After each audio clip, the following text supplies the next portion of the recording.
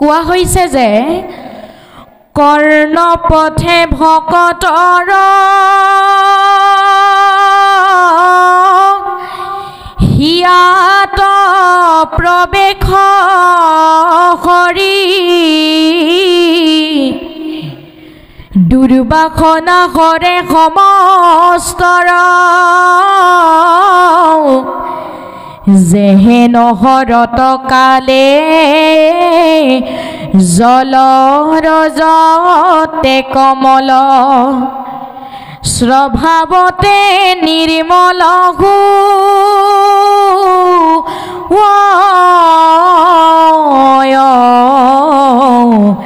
স্বভাৱতে নিৰ্মল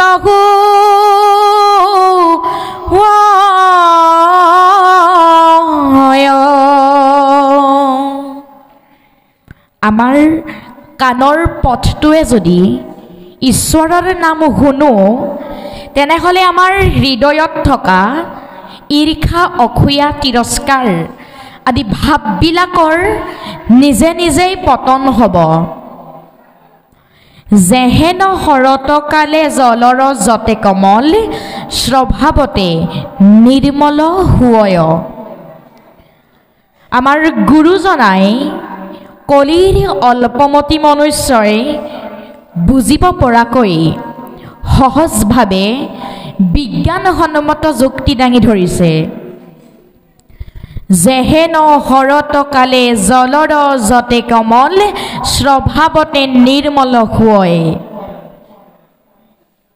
শৰৎকালৰ আগমন হোৱাৰ লগে লগে নৈ বিল জান জুৰি পানীবিলাক আপোনা আপুনি পৰিষ্কাৰ হৈ পৰে গৰুৰ খোজ এটাত থকা পানীকণো আপোনা আপুনি পৰিষ্কাৰ হৈ পৰে ঠিক তেনেদৰে আমি যদি একান্ত মনে ঈশ্বৰৰ নাম লওঁ শ্ৰৱণ কীৰ্তন কৰোঁ তেনেহলে আমাৰ হৃদয়ত থকা অসূয়া অনীতি তিৰস্কাৰ হিংসা আদি ভাৱবিলাকৰ পতন ঘটিব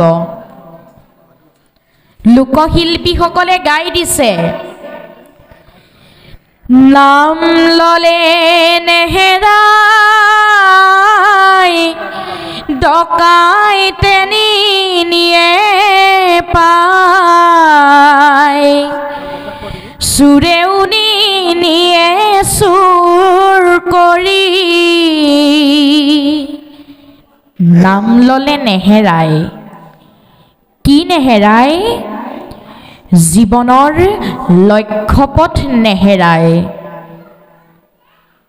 লক্ষ্যহীন জীৱন বঠাবিহীন নাওখনৰ দৰে টুলুং ভুটুং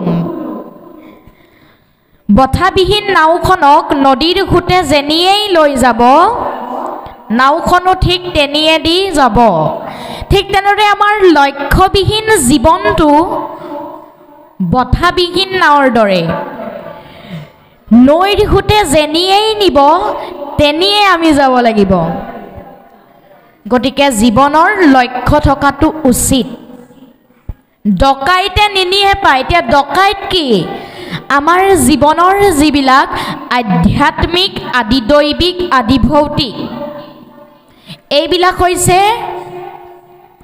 ডকাইত চোৰেও নিনিয়ে চুৰ কৰি আমি নজনাকৈ ব্যাঘিৰূপী যিবিলাক দানৱে আমাৰ নখ চুলি শৰীৰ প্ৰত্যেক দিনাই নষ্ট কৰি আহিছে সেইবিলাকক কৈছে চুৰ আমি যদি সঁচাকৈ গুৰু সংস্কৃতিৰ কথা ভাবোঁ সঁচাকৈ যদি জীৱনটো কৃষ্ণ সংস্কৃতিৰ মাধ্যমেৰে আগুৱাই নিয়াৰ প্ৰয়াস কৰোঁ তেতিয়াহ'লে নিশ্চয় আমি এই ব্যাঘিৰূপী দানৱবিলাকৰ পৰা পৰিত্ৰাণ পাব পাৰিম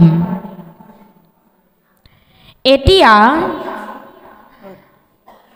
আমি সমস্তজনে ভকতিৰ যিখন পঢ়াশালী আছে এই ভকতিৰ পঢ়াশালীখনত নামভৰ্তি কৰিব লাগিব যদিহে নামভৰ্তি নকৰোঁ তেনেহ'লে প্ৰভু ভগৱন্তই আমাৰ মনুষ্য দেহটোৰ দায়িত্ব নলয়। আৰু এই ভকতি পঢ়াশালীখনৰ প্ৰথম পাৰ্টটোৱেই হ'ল শৰণ বা আশ্ৰয় গ্ৰহণ কৰা। আৰু এই ভকতিৰ পঢ়াশালীখনত আমি সমস্তজনেই নাম লগাব লাগিব, তেতিয়াহে অপাৰ সংসাৰ সমুদ্ৰখন পাৰ হৈ যাব পাৰিম, নহ'লে কিন্তু নোৱাৰিম। এতিয়া দেখা যায় প্ৰত্যেকৰ ঘৰতেই পানী পৰিষ্কাৰ কৰা যন্ত্ৰটো নিশ্চয় আছে, যাক ফিল্টাৰ বুলি কয়। তাত দুডাল কেণ্ডেল থাকে পানী পৰিষ্কাৰ কৰিবৰ বাবে। ঠিক তেনেদৰে আমাৰ গুৰুজনাই আমাৰ মনুষ্য দেহটোত দুডালি কেণ্ডেল যোগ কৰি থৈ গ'ল, শ্ৰৱণ আৰু কীৰ্তনে। গুৰুজনাই কৈয়ে পেলালে, যদ্যপি ভকতি নৱ বিধমা ধৱৰ শ্ৰৱণ কীৰ্তন আতি মহাশ্ৰেষ্ঠ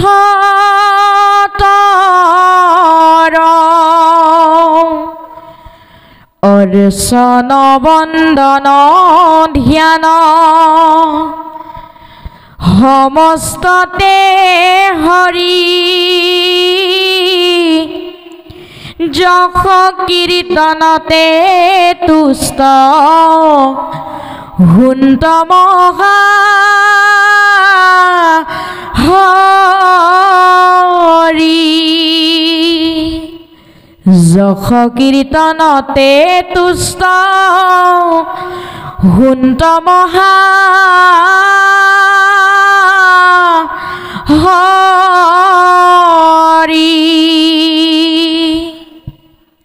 গুৰুজনাই আমাক ঈশ্বৰক পাবৰ বাবে 9টা ৰাস্তা দি থৈ গ'ল।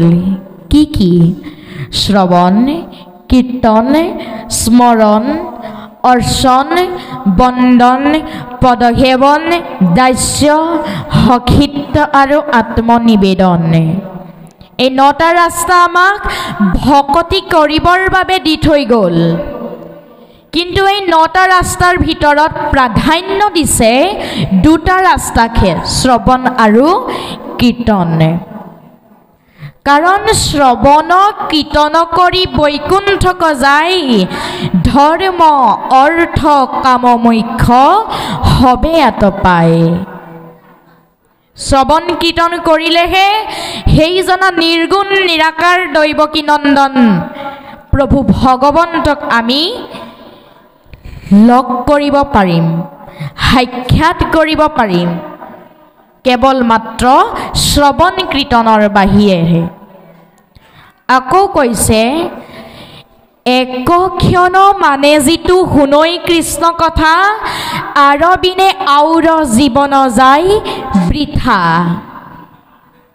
আজি ইয়াত উপবিষ্ট হোৱা সমস্তজনৰেই কাৰোবাৰ 15 বছৰ, কাৰোবাৰ 20 বছৰ, কাৰোবাৰ 30 বছৰ, কাৰোবাৰ 50 বছৰ, কাৰোবাৰ 60 বছৰ। এই সমস্ত বয়সৰ ভিতৰত যদি আমি আজিলৈকে ভগৱন্তৰ গুণনাম শুনাই নাই, কেৱল মাত্ৰ একক্ষণ মানে যিটো শুনৈ কৃষ্ণ কথা, আজি যে এক মুহূৰ্তৰ কাৰণে ঈশ্বৰৰ গুণনাম লোৱাৰ শুনালি সুযোগকণ পালোঁ, ঈশ্বৰৰ নাম যে শুনিলোঁ, আগতে যদি শুনাই নাই তেতিয়াহ'লে এইকণ সময় আমি এনেই পঠাই দিলোঁ। যদিহে আমি আগতে ঈশ্বৰৰ নাম শুনা নাই, মনুষ্য জন্ম দিছে ঈশ্বৰক ভক্তি কৰিবলৈহে। আমি আকৌ ঈশ্বৰক পালে বিষয় সুখৰহে বাঞ্ছা কৰোঁ। মনুষ্য জন্ম দিছে ঈশ্বৰ ভক্তি কৰিবলৈ, মনুষ্য জন্ম পাই হৰিক নভজিলে এই ভৱ নদীখন কেতিয়াও পাৰ হৈ যাব নোৱাৰো। গীতাত পৰম আত্মাৰূপী প্ৰভু ভগৱন্তই জীৱ আত্মাৰূপী অৰ্জুনক নিজ মুখেৰে কৈছিল, অৰ্জুনক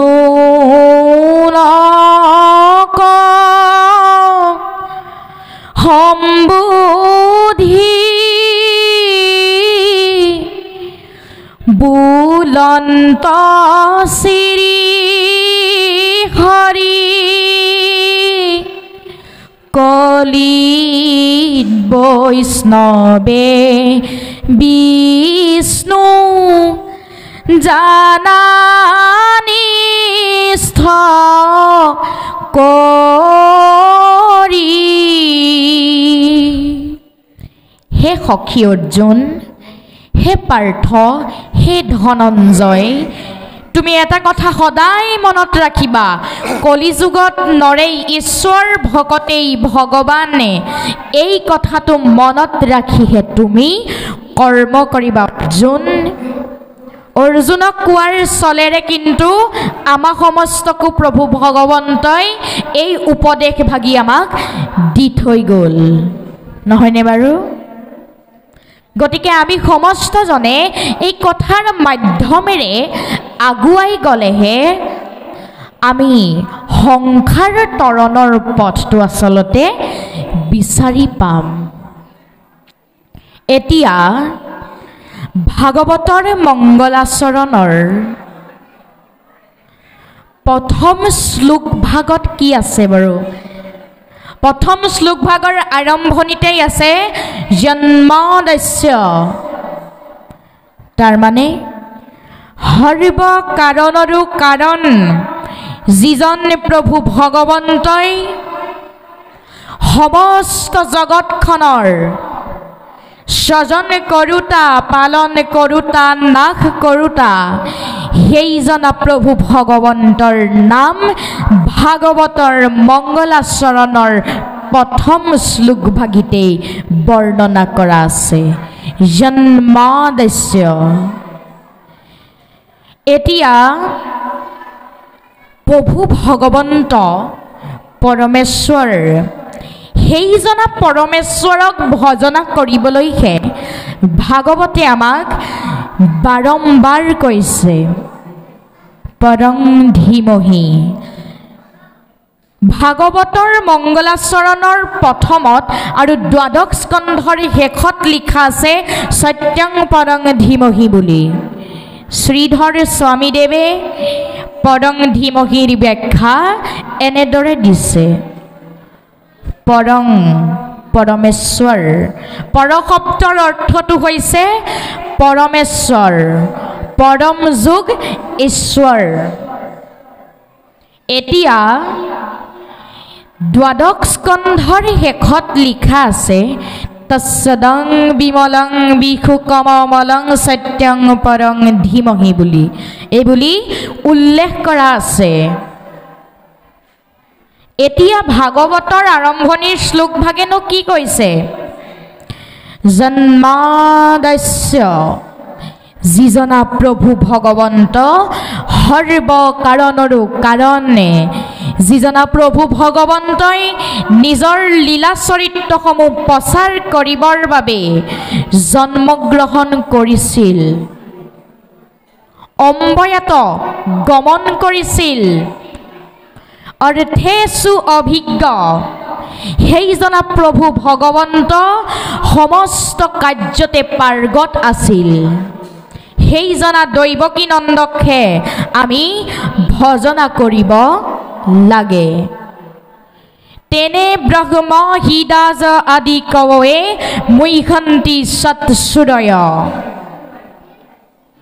যিজনা প্ৰভু ভগৱন্তই ব্ৰহ্মাক মুগ্ধ কৰিবৰ বাবে ব্ৰহ্মাই চুৰি কৰি নিয়া গোবৎস আৰু গোপবালকসকলক পুনৰ নিজৰ মায়াই সৃষ্টি কৰি সেইসকলৰ লগত লীলা কৰিছিল।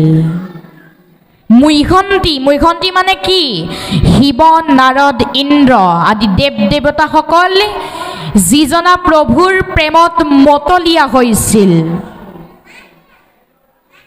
তেজুৱাৰী মৃদাং যথা বিনিময় যিজনাৰ বংশীৰ সুৰতে যমুনাৰ পানীও গোট মাৰি যায় যিজনাৰ বংশীৰ সুৰত চন্দ্ৰৰ পোহৰ নিতেজ হৈ যায় আনহে নালাগে গোবৰ্ধন পৰ্বতো কপাহৰ দৰে পাতল হৈ পৰিছিল সেইজনাই হ'ল আমাৰ পৰম পূজনীয় দৈৱকী নন্দন দেৱ প্ৰভু ভগৱন্ত নিগম কল্পতৰু গলিতং ফলং হুকমুখাদমৃত দ্ৰৱ সংযুতম পিবত ভাগৱতং ৰসমালয়ং মুহুৰহু ৰক্ষিকা ভুবি ভামুকা আমাক কৈছে হে চতুৰ্দশী ভকতসকলে শুকদেৱৰ মুখৰ পৰা ওলোৱা এই অমৃতময় ৰসকণ কিন্তু ঘনে ঘনে এই পৃথিৱীতেই পান কৰা অন্য আৰু বেলেগ জেগা ক'তো নাই আমি সাধাৰণতে ফলৰ বাকলিটো গুচাইহে খাওঁ কিন্তু এইটো যিটো ফলৰ কথা কৈছে কল্পতৰু বৃক্ষৰ ফল আচলতে এই কল্পতৰু বৃক্ষৰ ফলটো আমি বাকলি নুগুচাই খাওঁ নহয়নে বাৰু তাৰ মানে ভাগৱতৰ অমৃতময় ৰস এই ৰসকণ বেলেগ ক'তো নাপায় ঘনে ঘনে পৃথিৱীতেই পাব সাধুৰ সংগতেই পাব এই শ্ৰীমদ ভাগৱতৰ অমৃতময় ৰস এতিয়া ভাগৱতৰ শ্ৰোতা আৰু বক্তাজন কেনেকুৱা হ'ব লাগে বক্তাজন আত্মবতাংবৰ হ'ব লাগিব তাৰ মানে সকলো দিশতে জ্ঞানী অভিজ্ঞ তত্ত্বজ্ঞ পোনে পোনে আমি শুকদেৱৰ কথাই ক'ব পাৰোঁ তেওঁ পৰম মহাজ্ঞানী পৰম তত্ত্বজ্ঞ আৰু শ্ৰোতাজন ৰজা পৰীক্ষিতৰ দৰে হ'ব লাগে সৰ্বস্ব ত্যাগী যিজন সহাগৰা ধৰণীৰ গৰাকী হৈও সমস্ত ত্যাগ কৰিছিল সেইজনা ৰজা পৰীক্ষিতৰ দৰেহে আমাৰ শ্ৰোতা সমস্ত হ'ব লাগে ইনে আকৌ আমি ত্যাগী ত্যাগী বুলি কৈ থাকিলে হ'ব জানো নহ'ব যিজনা ৰজা পৰীক্ষিতৰ ৰাজসভাত অত্ৰি বশিষ্ঠ নাৰদ আদি মহান তত্ত্বজ্ঞ ব্যক্তিসকল বহি থকাৰ স্বৰতেও তেওঁ সৰ্বস্ব ত্যাগী গতিকে ৰজা পৰীক্ষিতৰ নিচিনা কোনোবা ত্যাগী আছে জানো নাই গতিকে আমাৰ শ্ৰোতা সমস্ত পৰীক্ষিতৰ দৰে হ'ব লাগিব আৰু বক্তাজন শুকদেৱৰ দৰে হ'ব লাগিব আত্মবতাংবৰ এতিয়া আমি সমস্তজনে ভকতিৰ মাধ্যমেৰেহে প্ৰভু ভগৱন্তক লগ পাব পাৰিম ভকতি ক'ত লাভ হ'ব সাধুৰ সংগতহে ভকতি লাভ হ'ব এতিয়া আমাৰ এই শ্ৰীমদ ভাগৱত শাস্ত্ৰভাগীৰ ভাগৱত মূৰ্তিত কি আছে বাৰু ভাগৱত মূৰ্তিত বৰ্ণনা কৰা আছে প্ৰথম দ্বিতীয় স্কন্ধে শৰণ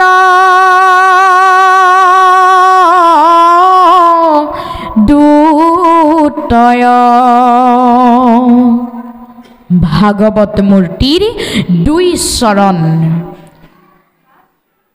আৰু বিজ্ঞান এই জ্ঞান আৰু বিজ্ঞান হৈছে ভাগৱত মূৰ্তিৰ দুই চৰণ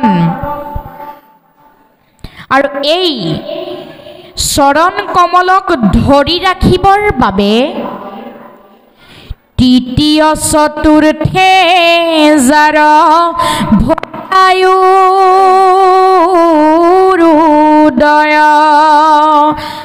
এই চৰণক ধৰি ৰাখিবৰ বাবে উৰুৰ প্ৰয়োজন হয়। তৃতীয় চতুৰ্থ স্কন্ধে ভৈলা উৰুদয়। গুৰু আৰু শিষ্যৰ জ্ঞান বিজ্ঞানক ধৰি ৰাখিবৰ বাবে উৰুৰ প্ৰয়োজন হয়। উৰুক আকৌ কিহৰ প্ৰয়োজন হয়? তদং আৰু ৰহস্যৰ প্ৰয়োজন হয়। তদং মানে সাধুৰ সং, ৰহস্য বুলি আমাৰ ভকত সমস্তক কোৱা হৈছে। নাভি দেখে পঞ্চমে হস্তক্ষেপ খস্থল। নাভি, নাভি মানে গুণ। কাৰ গুণ? নিৰ্গুণ নিৰাকাৰ দৈৱকী নন্দনৰ গুণ। একান্ত ভকত হবে নিগুণ কৃষ্ণৰ গুণ, গাৱে সদা বখীয়া যথাত।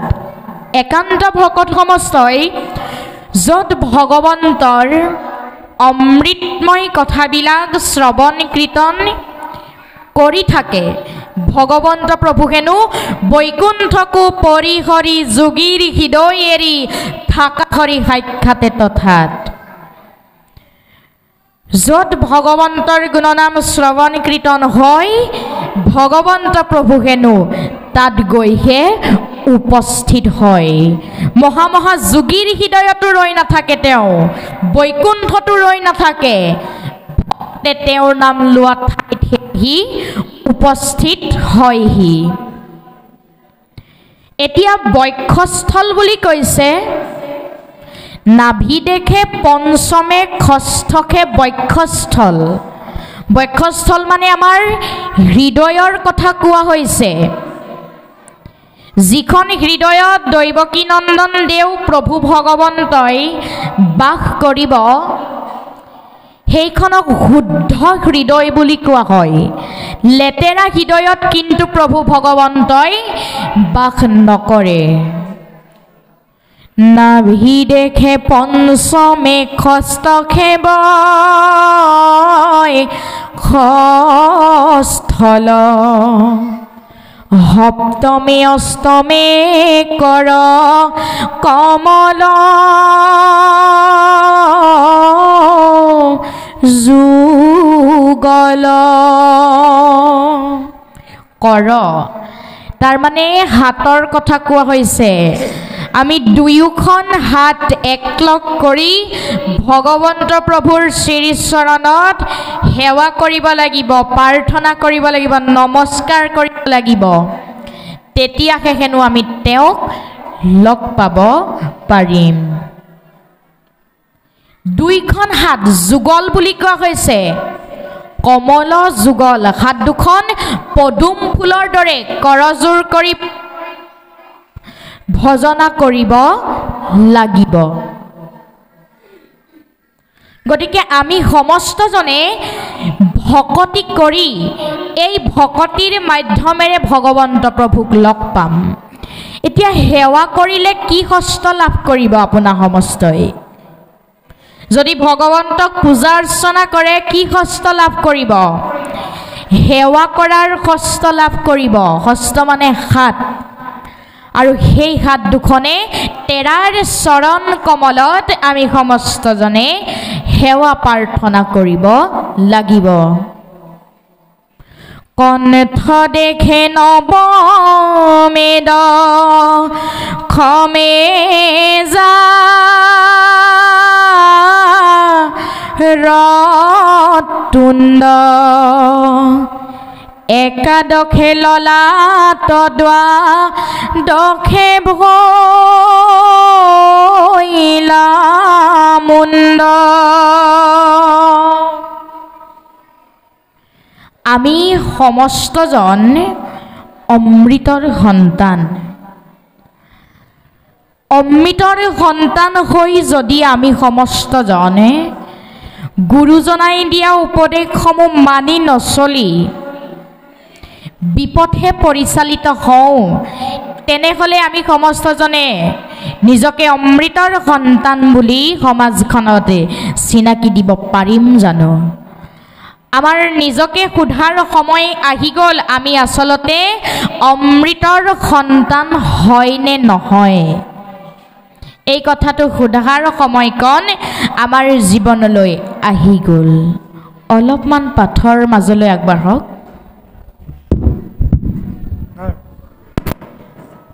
Huh?